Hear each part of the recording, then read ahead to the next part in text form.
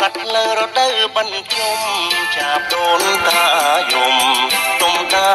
មសង្ការបញ្ជុំឆ្នាំនឹងប្រលឹងវាស្នេហ៍ទៅវត្តណាតែបងសុំទៅផងមិនមួយវត្តម្នេះមិនពីរវត្តថ្មីដល់មិនទី3ស្រីទៅជ្រោយដងមិន4វត្តសុំ5ព្រែកបងក6នួនល្អទៅព្រែកក្រ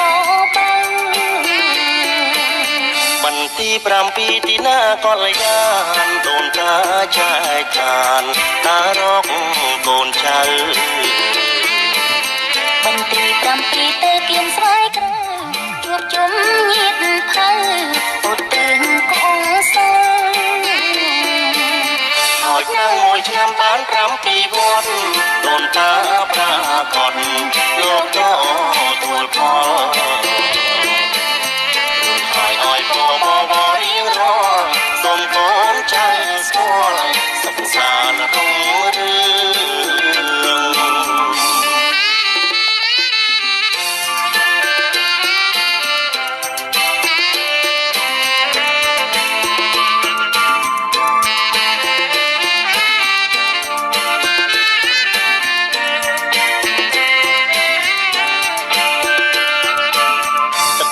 កាត់លើរដូវបញ្ជុំចាប់ដូនតាយំទុំដើមសង្ការបញ្ជុំឆ្នាំនឹងប្រលឹងវាស្នេហ៍ទៅវត្តណាតែបងសុំទៅផងមិនមួយវត្តម្នេះមិនពីរវត្តថ្មី